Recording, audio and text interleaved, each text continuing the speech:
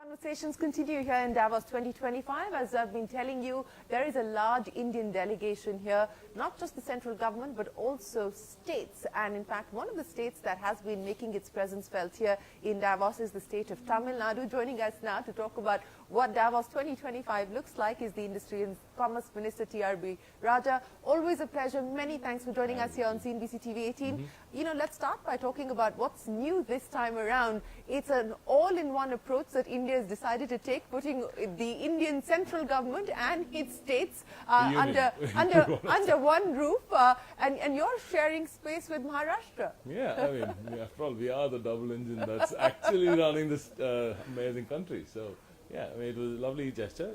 We're trying to put in a united front. I think that's how it needs to be when India goes out to the world talking about manufacturing, its prowess in industries. So I think that's a nice thing. It's a good start. We've had very good interest for Tamil Nadu as well, especially from other countries, especially the Middle East and the European countries. Loads of good meetings lined up. So yeah, that was a good start, and we're hoping the union would help us find more investments in it. It would help you find more investments. We'll have to wait to see. But I don't know if you can notice, there's a little pin right there. That is the Tamil Nadu campaign. Bullish on Tamil Nadu. Yeah, bullish on Tamil Nadu. Join the bull run, we're saying. We are on a massive bull run. Tamil Nadu has been doing amazingly well over the last 2-3 years now, after our Chief Minister, Honorable M.K. Stalin took over. The Dravidian model of growth is what we keep talking about, and it's seen amazing results in Tamil Nadu. Tamil Nadu has been,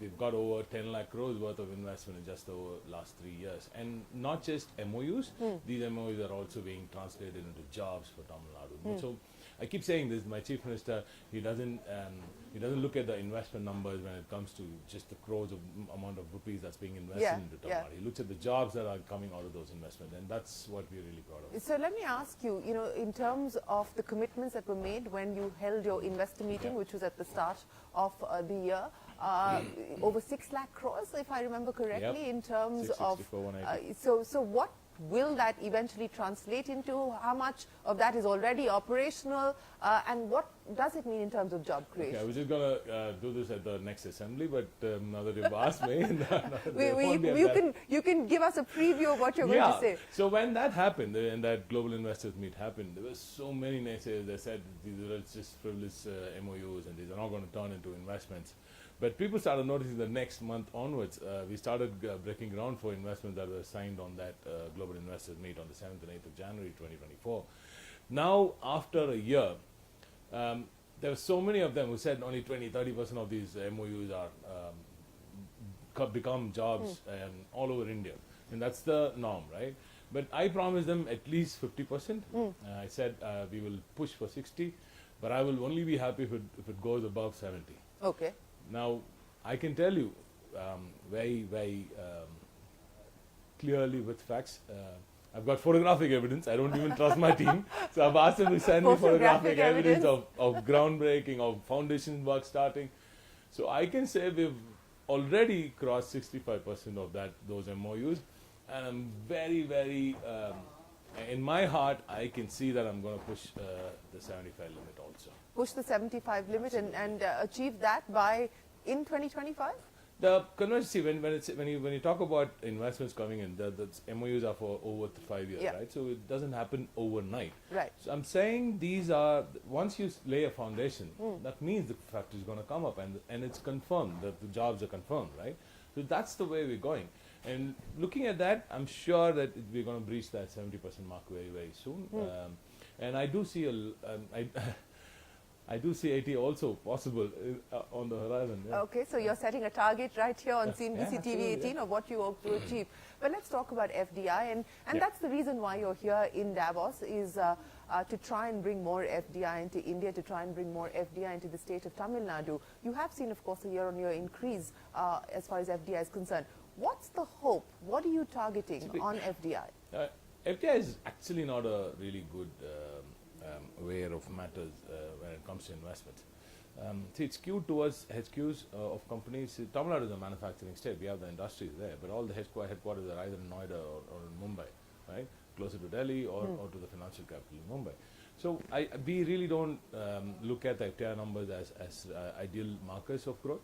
That said, Tamil Nadu has been coming to Davos with a lot of interest in gaining new connects, right? Davos is not a place where you sign MOUs. We don't feel that way. Yeah. Tamil Nadu does not feel that way, and Tamil Nadu has never signed MOUs in a big way in Davos. Last year I told you about this. We don't believe that you can sign an MOU with somebody you've just met 3-4 years. This is a place where leads get started, right? For instance, last year I met somebody in the textile raw material space here. Now that's going to get converted in the next few weeks in Tamil Nadu. So it takes a year for us to go. For actual investments, this is how things are. If you want to just create a massive painting of MOUs done, go ahead, that's your ballgame, but that's not what Tamil Nadu does. We are serious players. I keep saying this every now and then. We want to go the Japanese way. When a Japanese investor signs an MOU, that means he's already worked on it for about 2.5 years or so. And before that the page is inked. So that is the way Tamil Nadu is going. We don't have to prove a point to anyone. We are the number one by a long margin. I told that with the CM on stage also yesterday.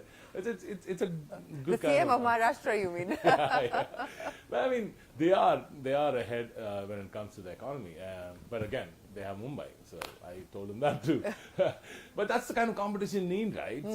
States competing with each other to provide for India. And that's what I think India now is all about. It's from the states, of the states, by the states. India lives in its states, and for India to prosper, India's states must prosper. That is very, very critical. But let's understand what you foresee in terms of future investments. You've seen new investments coming up, for instance, Cisco's new facility in Sri Perumbudur, among many others. What's the indication now as far as investments specifically in the manufacturing sector? Tamil Nadu has been building on its knowledge capital, right? So we are up there when it comes to talent. We are the talent capital of India. We roll out so many engineers and doctors and the number of PhDs that we roll out, it's unmatched. So we are going the R&D way. We are going the smart manufacturing way. The world is looking at smart manufacturing in a big way. AI is in. You cannot deny that. It's going to break a few jobs, but for me, I think it's going to make a lot of other jobs also, because of the talent that Tamil Nadu has, the talent which has been enabled by over 100 years of Dravidian model governance. This has given us that talent capital with which I think today's world will find Tamil Nadu as the number one destination for investments in the AI space and smart manufacturing space. We are the manufacturing capital, so obviously we'll see more investments coming in that way. And we are upskilling our talent, which are existing already, and also those youngsters coming out of college and schools now via skill development initiatives like the Non-Motherland scheme, which the Deputy Chief Minister through Udayanidhi Stalin will heads that. So you do know that when a Deputy Chief Minister is given that responsibility, you know that the Chief Minister looks at it at that level, and that has given us results. Every manufacturer, every investor who comes in now knows that the talent that he needs for his investment to prosper is available or will be made available by the government at their own expense, right? So that's where this government or this state is completely different from others. So, you talked about Tamil Nadu wanting to continue to leverage its advantage in a knowledge economy. Global capability centers, that's a big story that's playing out for Tamil Nadu as well. How many do you house currently, and how many more do you hope to bring in? I think we have 200 plus of the Fortune 500 already in, and the GCCs in.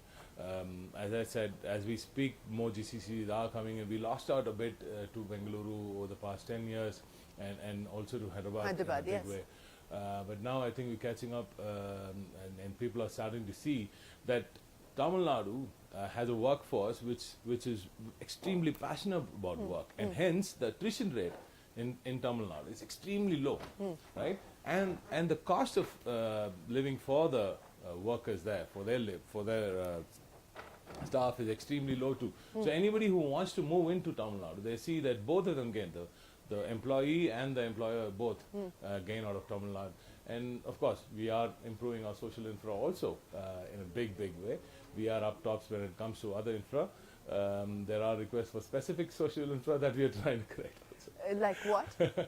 I know there is talk about nightlife being bad and stuff. So Nightlife being bad, is that going to be prioritized I now? don't know. I keep hearing this from the IT sector every now and then. But this is a very responsible state. We've got to keep it that way.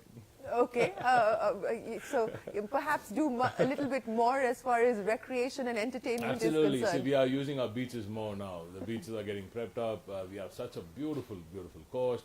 We have amazing mountains, and there are going to be amazing world-class sports infrastructure. You do know what's happening with sports in Tamil Nadu, Yes. with the Deputy CM again heading Yeah. that. We are going up tops on sports. So sports, adventure sports, the coast, the beautiful coast that we have, the hills, the forests. We're using that to attract these youngsters. So what is all of this going to mean as far as growth is concerned? You've been able to do 8% plus. Is that something that you hope to better on? Absolutely, we need to better that because our Chief Minister has given us a target for $1 trillion economy, and Tamil Nadu is very serious about that. We don't want to just we don't want that to be just another announcement for the world. This is something which we are very seriously pursuing. The Finance Minister has made sure that there have been a lot of cuts also in the budget to make sure that certain other sectors are enabled. So it's a very responsible few years that I would say has given us really good growth over the last year. But we need to go higher, and that's what the Chief Minister is concentrating on. And for us to go higher, we need distributed growth, right? Our villages need to thrive. Our women need to have more jobs. I spoke to you about the women and the workforce that we have. 43% of all the women working in India, just from one state. Now, for that to happen, we want to increase that number also for the economy to hit that $1 trillion mark. Yesterday, the Maharashtra CM, he spoke about how his state is trying to breach the $1 trillion mark. If India has to reach the $5 trillion mark, both Tamil Nadu and Maharashtra need to breach the 1 trillion mark. And I think we're heading that way in a big way. Under our Chief Minister, I'm sure we're going to get that goal. So any specific measures that we should expect in terms of how you intend to draw in more investments, any sectors in specific that you intend to focus on? And semiconductors, the last time we spoke, you were hoping to draw in a semiconductor company, and you did. I did. I'll just leave it at that. I did, but then it got taken somewhere else. And my Chief Minister didn't, mince words. He was very clear. He told the world what happened.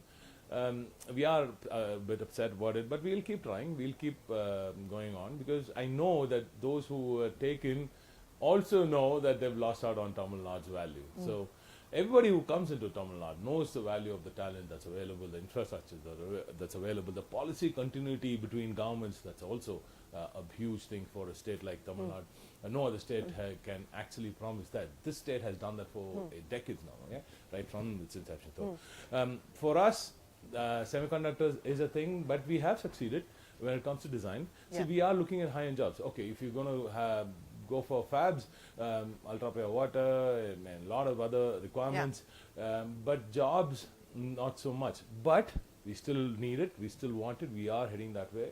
But we do see that more high quality, high-end jobs are created in the fabless area, and especially in design in semiconductor equipment manufacturing. We've already scored 2 big investments in equipment manufacturing. Applied Materials is bringing in its R&D. As I told you, we are going the R&D way. We want to increase our R&D capacity. That's something which we are working on our own strengths, right? Our knowledge economy. We want to go that way. And we want to build more products in Tamil Nadu. This is what I'm here for. We want to tell the world that enough is enough. We've done so much of services, enough. We have the brains, we have the talent. It's time Product Nation TN happened.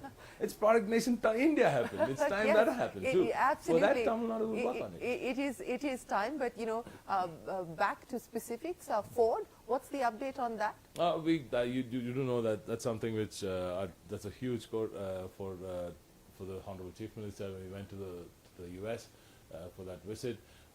It looks very promising. We're asking for some extra inputs from Ford.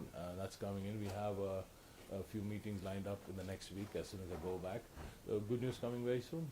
Okay, so there is a likely breakthrough on that front? Oh, we've already made that breakthrough. Okay. I mean, Ford has also told you that. Yes. I mean, I think they probably were waiting for the elections and Right. things to pan out. In Yes, and US now also. that is out of the way. So the headline for 2025 before I let you go. Product Nation TN. That's what it is. Product Nation TN. We are the startup capital of India also now. And we're going to start creating products for India and the world.